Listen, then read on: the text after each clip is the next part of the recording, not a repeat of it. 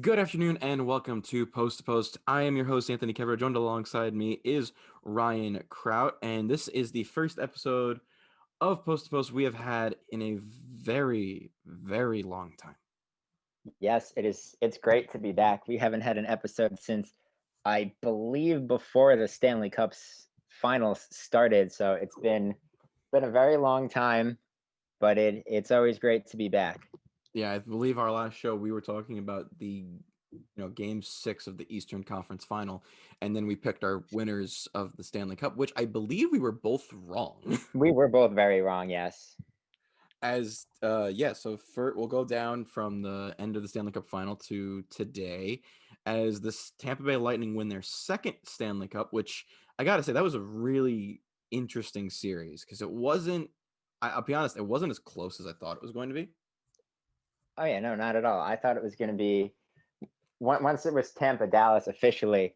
I'm like, all right, I'll give it 5 games max, and Dallas doesn't really have a shot, but they definitely surprised me. I'm sure they surprised a lot of other people or in the hockey community as well. They fought, and it is a shame that that series didn't get to go to 7 games because I think that would have been a very intense game 7.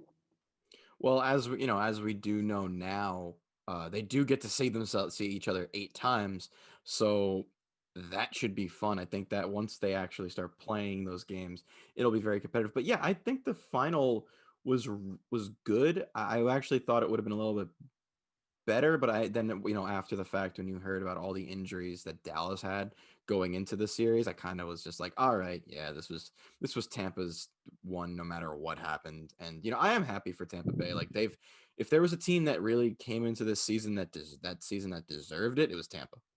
Oh, absolutely. And it's been a really, really long time coming. They've been Stanley Cup favorites for I don't know at least a good 4 or 5 years, and they finally got it done. And I think probably one of the things that really drove them was uh, in Game 3 when Steven Stamkos scored his goal. Didn't play for very long in that series, but just to see your captain fight all the way back from injury yet again to just even have a chance to appear in the Stanley Cup Finals, that's going to drive you in. I think that really motivated them. I think that was, yeah, I think that was after their, I think, first or second loss. Then they had Stamkos come out. He only played one shift. He was only on the ice for 2 minutes, and that was it. Which I don't know if that even was supposed to qualify him to be on the cup, because I know that the rules for getting your name engraved is that you need to play a certain amount of games in the final. Not even the final, I think in the playoffs to do that. But I think they made the exceptions to the rule, which makes sense. The entire playoffs was something that most people were not, had no recollection of ever happening in the way that it did. And I actually do think, like, overall, the bubble was a great idea, and I have a feeling we will see it again. Oh yeah, it worked out very well. The one thing I will say about it though is um at least from a transition standpoint from one bubble to the other when the teams had to go from Toronto to Edmonton, at least for the Islanders, they had maybe a day, and granted they were outplayed in that game, but you can tell like they have to get acclimated to a whole new province, time zone, check into hotels. So for future, I would give them maybe at least an extra day just to get acclimated to everything, and then have them play maybe 2 days after they get there, as opposed to being all right. We're here not even a day, and then we got to play. Yeah, I also think that that was a little bit of an issue. It wasn't an issue for Tampa Bay, but I do Tampa Bay have. was there for a week and a half already, so Yeah. Well, I'll be honest, looking overall at like the way that it happened, it was also kind of a rush job in my opinion, because he wanted to get the season going underway and they needed to get the playoffs going. And that's why I'm kind of glad that we got to see them really go through the motions of setting up this season that we're currently in. oh yeah, I mean they wanted to just get the ball rolling, so to speak, and just because these are unprecedented times, and you never know when the next spike's going to happen, and just keeping people away from each other as long as possible is really what they're trying to do, while still focusing on the main goal of having games and completing the playoffs, and now completing this season. Yeah, and they did announce it's going to be it's a 56 game schedule, and that there's new realigned divisions for 1 year only, which I do have to say the divisions are really odd, and we'll get to that as when we look at each division and how everybody's situated and who looks the best, especially that we've played a few games already. And before we get into that, we'll get into like the news of what has happened so far. And the only real news we had to report is that there's been two real outbreaks in the NHL. And the one is the Dallas Stars. They have yet to play a single game. And that is not surprising. The NHL did give a time frame at the end of the season to have games be played that were, I guess you can say, canceled due to COVID. And then, as well as I think yesterday, the announcement came in that the Hurricanes have postponed all their games until at least this upcoming Saturday, after 5 players were placed on the COVID-19 protocol list. So it's interesting.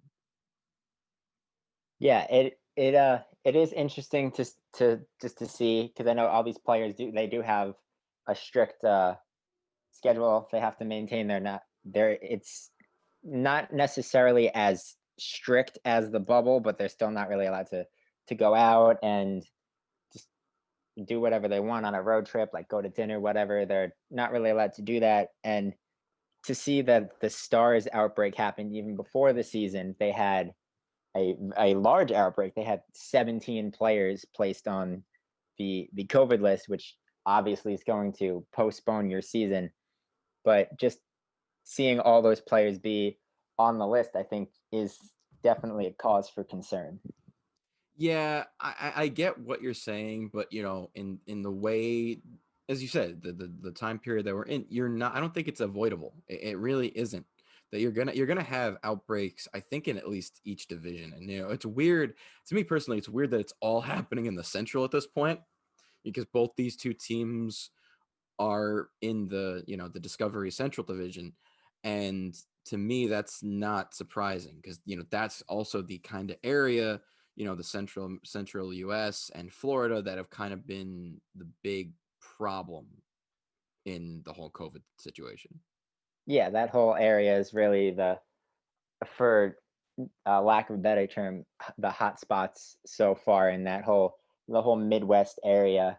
So, and especially in Florida, with them having fans in the building and everything. So it's not surprising that these outbreaks are happening in that central division, and hopefully that they will be able to, kind of contain it to just these two teams. But I would not be surprised if there's some more cancellations, like we saw with the NFL season. There were a bunch of cancellations, but they've still gotten everything in, and we're now days away from the conference championship games. So if they've been able to do it with all the traveling, so I think the NHL will be able to do it as well.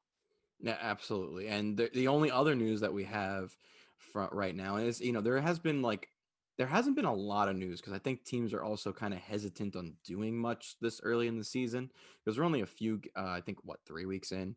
So the only news we really have to report is there was a trade yesterday that Ian Cole was traded to Minnesota by the Avalanche for Greg, and I'll try to get the name right, Patron, I I think. I think it's pattern, All right. it's something like that. But All I know is, like, he's a veteran defenseman, and he's going to help Colorado, because Colorado, of course, needs more. They're setting up for a cup run. So yeah, and Ian Cole, we know about Ian Cole. He's definitely a veteran. He's gonna be there to help a pretty young, wild, at least offense. And for the Avalanche, they get back. They do get some cap space. They get a seasoned defenseman, as he Patton's 30. His now with his fourth team in the league, so he's been around. So it was kind of one of those minor trades. Ian Cole is a bigger name than his trade counterpart, but I don't really necessarily see this being the biggest trade for either team. But it's going to help them, both of them. yeah, it should. And the way that the divisions look, I'm kind of surprised that they did. I believe that that Minnesota and Colorado They're are in different divisions. they're in different divisions. Yeah, that makes sense. Because I was about to say, I'm like, if they're in the same division, that doesn't make sense. So I think in a normal world they would have Normally been they in are. the division. So yeah, that doesn't surprise me that they did that outside. Because I think it'll be very hard to see if teams actually trade within their division this year, especially because the way that divisions ended up lining up, that they're geometrically more. I guess I'm trying to think of the word, like more, like they're more geometrically sound than, Geographically, like, like they're yeah, just better they're than, they're all closer together, so yeah, less travel, which makes a yeah. ton of sense. So speaking of divisions, we're gonna quickly look over the actual, like, how everybody's been stacking up so far in their new divisions, and who do we really think is gonna come out, because it is the top four make it, and you do not see anybody. You will not Teams will not play out of their division until the conference final, which is absurd. Yeah, which we've never seen before, and hopefully we're never gonna have to see again. Yeah, because that's just incredible that that every division has at least one guaranteed spot in the conference final, which I guess is okay, but it's also it's going to look very odd. And the fact that, like, you're not going to get a out of conference matchup until late May. Yeah, and I mean, at a certain point, not that it's gonna get boring because all the games are different, but to see the same 8 teams play each other 8 times or 7 times or whatever it is, it's you kind of want to see your team branch out. Like if there's a player that's in a different division that you really want to see your team play, they're not going to get to do that until maybe next year. Depends on the playoffs. Yeah, and the only good thing about the way the division, the way the schedule is working with the divisions, is that I feel like the games are going to get more physical. We saw it in the first week with the Ranger and Islander game opening up. Like, those games they're going to feel like playoff games, and Yeah, it should be fun. It's going to be fun. It's just going to be weird. yeah. Seeing those teams play, like the big rivals play that many times a year. It's going to definitely add fuel to the fire. Like you said with the Islander Ranger matchups, I'm sure we're going to see a lot of physicality in the Battle of Alberta, the Calgary Edmonton matchups, and which has taken off in uh, physicality the last few years, and they're going to be good matchups. No, as they should be, and I'm really that's the one thing I'm excited about, is that you're going to see that these actual rivalries be insane, because you get to see them 8 to 10 times for the year. So we're going to start with the West Division, which, to be honest, when you actually look at it, this doesn't really necessarily matter about who is where at this point, because it's very, very early in the season. Most of these teams have only played 3 to 4 games this year, but we're going to look at it just to kind of see where everybody's sitting at the moment, because I don't think it's going to change that much. I think that the way that the season's going to go is you're going to see a lot of the same teams be good, and a lot of the same teams be bad. So the West, we'll go from last place to first place, as LA is dead last with no wins and only 2 overtime losses. So yeah, that doesn't surprise me. And you have basically San Jose is 7th, Anaheim is 8th, and Arizona's 5th, and then you actually get into the actual teams who are now eligible to make the playoffs, which is Minnesota, St. Louis, Colorado, and Vegas. This doesn't surprise me. Oh no, not at all. And that top three, the order might change at some point, but for those 3 teams, I know it's very early in the season, anything can happen. For a very minimum, those 3 teams, Vegas, Colorado, St. Louis, get ready for the playoffs. Yeah, I think they know that's where they're going. I think the only change you can possibly see is the 4th spot with Minnesota, because once again, it may be a weird season, but I can guarantee you Minnesota will somehow disappoint everyone again. I mean, naturally, yeah. It's just gonna be another year. I'm gonna probably hype them up, and then they're gonna be like, "Yeah, we're living up to your hype." And then the last 2 weeks of the season, they're gonna shit the bed because that's just what happens. And then Arizona's gonna swoop in and get that last spot. Yeah. I think that it's between Minnesota, Arizona, and maybe if one of these three, like California teams actually decides to be a little like actually get some wins, like maybe if San Jose decides to actually, be like the San Jose from the last few years ago. But I would not hold my breath. I think Yeah, that I don't necessarily see that one happening. I mean, yeah, Evander Kane's got a lot on his plate right now, so yeah, that's an understatement. I think he has more than a lot on his plate at the moment. So I think that whole team has to figure a lot out before they can get back to playing meaningful hockey. So now we get to go to what I think is probably the second best division, and that is the all Canadian division. I think this is probably the weirdest thing that we basically have all the Canadian teams in the same division. And I think that is probably this is the one and only time we'll get this, and cherish it because it's going to be a lot of fun. oh, it's gonna be great. A lot of these Canadian teams, they have some good talent, and at least for Toronto, maybe now is a chance to finally win a division now that you're not taking on Tampa Bay and Boston anymore. Yeah, and I also think, one of these Canadian teams is guaranteed a spot in the conference final. Who it is, I don't know, because there's a lot. I think, to be honest, any of them really have a shot, and I'm including Ottawa in that because Ottawa did a lot this offseason. Like they it did. may not have seemed like they did, but they did a lot, and they got a lot of players to sign in free agency. That when I saw they signed there, I'm like, you went where?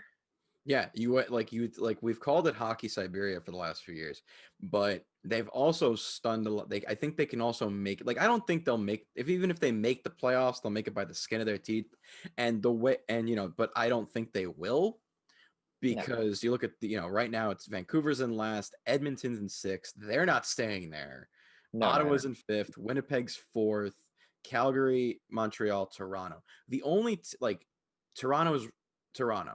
Montreal is decent. Calgary has the potential to be very good. Winnipeg has not changed much since their conference final run in 2018. And Edmonton is, you have McDavid and Draisaitl. There's no way you don't be good. And then Vancouver also had an amazing run last year. So I think anyone in this division could really in any other. I think this is going to be that division where all the teams could make the playoffs if we were in a normal world, except for maybe Ottawa. But I think Ottawa could still make noise. Yeah, I mean, Ottawa's probably not going to go away quietly because they had a pretty good off season, but just seeing the firepower that they have to deal with, which they're going to have to deal with more because there's only 7 teams in this division as opposed to every other team having 8. So they're going to have to see Toronto more, Calgary more, and personally, for me, I think it's going to be Toronto, and then everyone else really fighting unless Toronto just like completely like craps out like they did last year for some still apparent unknown reason. I think this is the year that they're gonna finally I think this at is a minimum win the division. yeah, I think this is the best opportunity for Canada in general to win a Stanley Cup. Oh yes. And we have not seen a Canadian team in the Stanley Cup in our lifetimes. So Well, we've seen them in the final. We haven't seen them win it. that is true. You know, We have not seen them win it in our lifetimes. yes, we Well, have. rephrase. Yeah, we have seen them make the final, but I do think that there is a good chance if they all play up to their potential, they can easily, we also don't know. Like if there's an outbreak, the entire team may just not be good for a few weeks. Like that's the scary thing is there is actually things out of our control that could ruin the whole season. And we don't know that yet, but I'm hoping that it doesn't. I'm praying that it doesn't. But I think, if you are in the North Division, the Scotia North Division, you should be very, very excited. So from there, we're going to go to the Central. And this is now the Discover Central. I just love the names for these divisions because they sold the name rights. They have to get money any way they can. They lost a lot of revenue. Yeah, and I think they even said before the season started that it would have been cheaper to just Yeah, to just cancel not outright. play. But here we are. So this Discover Central Division, which I think this division is just really, this is probably the oddest division out of everyone because Yes, it's it kind of is. just thrown all of the teams that really didn't have a place into one place. I feel like And they just took a yeah, marker, and just circled teams on a map. They're like, like all right, they're this going to works. be in the central. That's the central division now.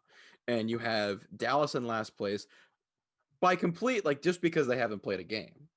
Chicago, Columbus, Detroit, who has 2 wins, which, you know, I also think Biggest story of the season so far. Detroit having 2 wins by now. yeah, and the fact that I think, to be honest, like, Detroit is in the same boat as Ottawa. I think because of the way that the season is going to go, and the fact that you see all these teams and that just these teams, they actually, I think they don't have a chance to make the playoffs, but they have a chance, like Ottawa, to get morale up, I guess. I mean, when it gets to be later in the season, I guess they can try and play spoiler. But after the season they had last year, I mean, you can't really be any sort of optimistic. Oh, well, you could, there's nowhere to go but up, especially because you lost the draft lottery. Like, you could just, you can go anywhere but up. And you have Carolina, Nashville, Florida, and Tampa Bay, which I love how the two Florida teams, the ones who are, Florida teams, are top two at the moment, and they're both undefeated, which just, that's amazing. Yeah, I mean, I'm not surprised Tampa Bay is undefeated so far. Florida, yeah, a little bit, but I mean, they're used to playing in front of like 3,000 fans anyway. So Yeah, like somebody saw a post where it was like because they have fans in their building, they're like, yeah, no, this is the same amount of fans we'd get on a normal basis, so it's yeah, fine.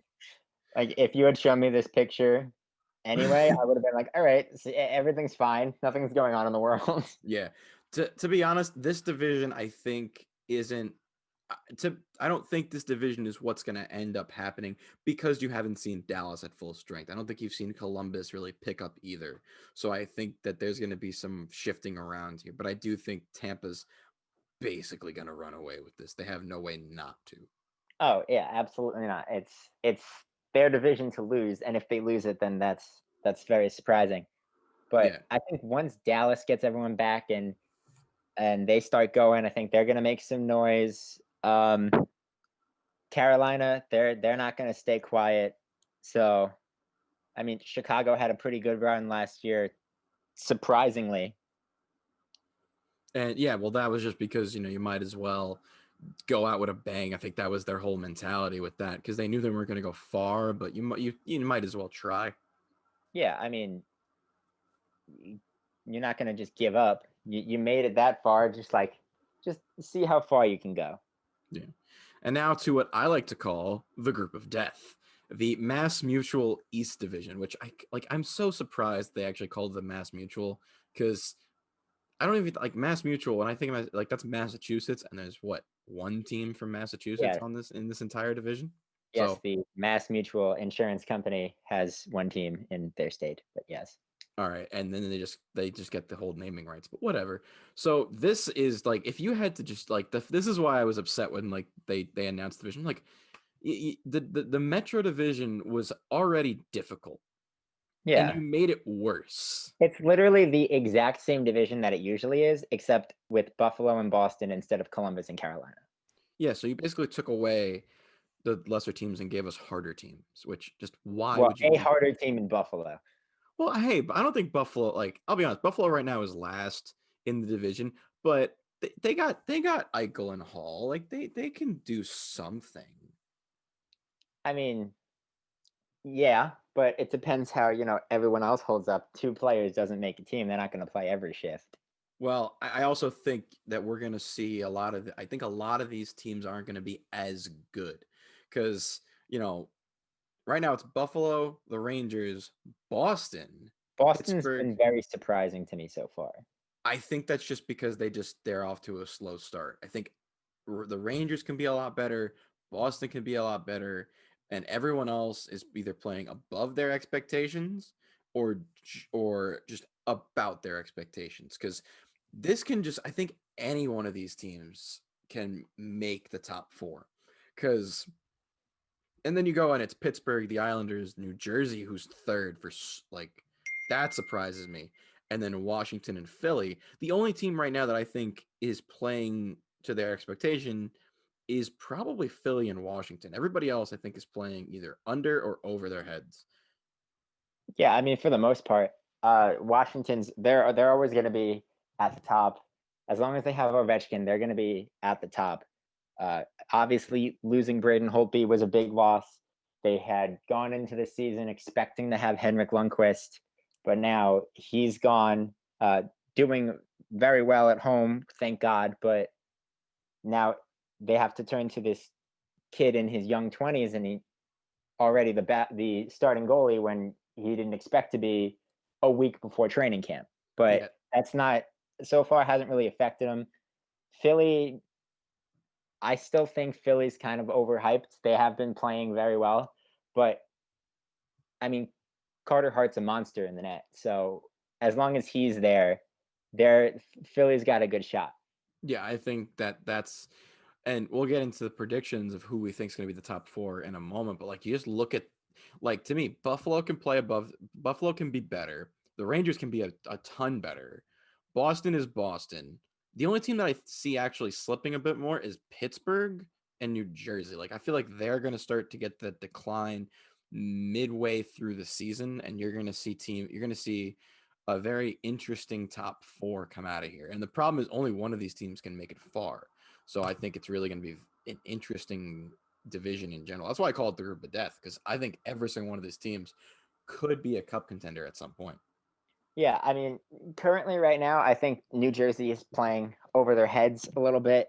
Um, Obviously, they've had a great start. The two games against the Devils, they played very well. I don't know if it's because either they were playing well and they're going to be good this year, or Boston was just struggling because they don't have Torrey Krug anymore. They don't have Zdeno Chara. David Pasternak's currently recovering from hip surgery, so I'm sure all of that had something to do with the performance. But New Jersey played them very well. They played very well against the Rangers last night, and yeah, but I don't think that's really going to last. And Pittsburgh, I think we're going to see the same thing that happened to Pittsburgh last year happen again. They're going to be towards the top, and then their age is going to start to catch up to them, and they're going to start to decline. And they're ultimately, I think they might finish around like fifth. So they personally, I think they'll just miss out, but I think that's going to happen again. Yeah, so we'll start with the Eastern Division. And who do you think is going to be the top four that make the playoffs? So I personally believe the top four is going to be uh, Boston. They're not going to stay quiet. They're going to get hot once they get everyone back. Um, Washington. I'll go Philly because they've been really surprising the last, I don't know, I'll say season and a half. They really, again, ever since Carter Hart came up, they something was like just clicked, and they're like, oh, all right, we got a good goalie now, so we can do this. And I'll say the Islanders get in there because with just the run that they had last season, and aside from one or two pieces, their team's exactly the same as it was last year. So I'll say that they get in. So we'll go Boston, Philly, Washington, and the Islanders for the top four. All right, mine doesn't really change all that much. I think it's going to be Philly, Boston, Washington, and the Islanders. Just I feel like, Philly, I think Philly has the potential to win the division, but also I think that fourth spot, the one that I give to the Islanders, can go to either Pittsburgh, the Rangers, or New Jersey and Buffalo if they get hot at the right time. I think that fourth and third spot is kind of just those two are up for grabs as much as possible. Yeah, I mean, I can if the Rangers get hot or if Pittsburgh get hot, I can definitely see them getting in. They're not bad teams. The Rangers are obviously a lot younger than Pittsburgh and don't necessarily have the big game and end of season final push experience that Pittsburgh has. But with what we saw last year right before the pause, they were getting really hot. And if they had continued the season, I think that Well, they would have made the playoffs regularly because they were just on a such a hot streak, and there was really no slowing them down. I agree with all that, and I do think that out of all the divisions, the East is the one where it's basically a coin flip. So going from the East, we'll jump to the West next, the Honda West Division, and I think this is very solid. I'm gonna go with Colorado as one, Vegas as two, St. Louis as three, and Arizona as fourth. Yeah, I mean that's pretty much what I have. I think it's going to either be Vegas, Colorado, 1, 2. Those two teams aren't really going anywhere. St. Louis is pretty set in stone at 3, I think, and then it'll probably end up being Arizona, as we mentioned before. Minnesota's probably going to crap out, but it's going to be one of those teams because I don't really see any of the California teams making any noise. They're all just lost. They're all in like straight rebuilding mode. I think it's gonna come down to that fourth spot being just basically whoever wins like the most of their games against each other. Yeah, I mean, and now every game is worth a lot more in the standings than it usually is, just because you're only playing the teams in your division. So every game means a lot more, especially when there's a lot less of them. Exactly. Yeah, that's the best way you can think of it when you think about this season in general. And yeah, so that's going to be very fun to see which teams pull out more stops and pull out harder, like who plays harder for the longer period of time to get those impressive wins. So from there, we'll go to the North, and once again, the North is like the East to me. Like you can really just pick any one of these four in a combination, but I'll go with Toronto as one, Edmonton is two, Winnipeg is three, Montreal is four. All right, yeah, I mean, I can definitely see that happening. We could list a whole bunch of different combinations, and they could all potentially be right, just because of how close all these teams are. But I do agree. Toronto won. I don't see that changing.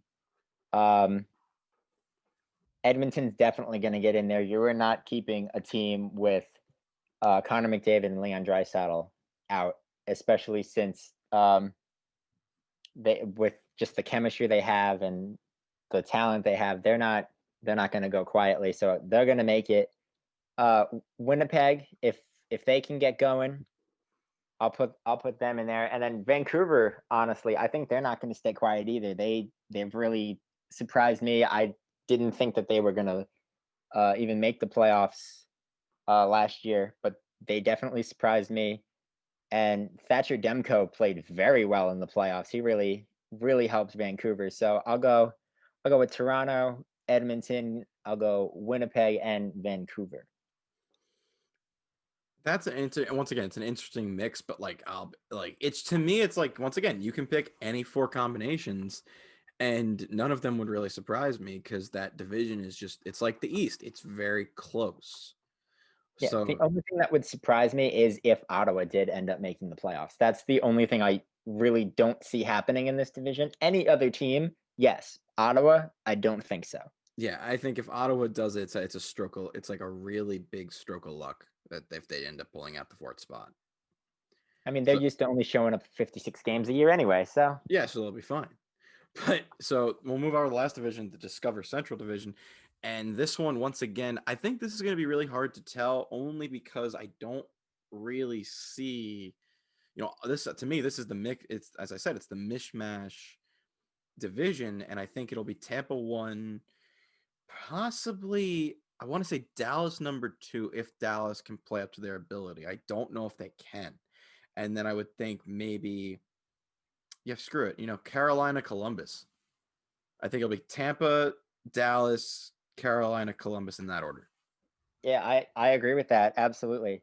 As we mentioned before, this is Tampa's division all the way through. They're not going anywhere. If they even fall any lower than, I'll say, third at any point, then that's going to be very surprising. Once Dallas starts getting going, they're not going to stay down. They want revenge, and they play Tampa 8 times, and they're not gonna They're not going to go down quietly.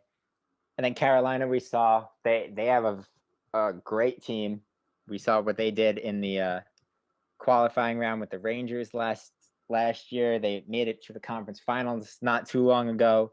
And then Columbus, again, they made the playoffs the last couple years, shocked the Lightning a couple years ago. They shocked Toronto last year. They did that, and we saw that they could really, for the most part, keep up with Tampa Bay through 5 overtimes. So I agree. I'll go with your exact same order on that one. All right, so that is our look at the NHL at the moment. We will see you all next time when we actually break down everything again and see how this crazy season is going to go. You guys have been enjoying Post to Post. We will see you all next time.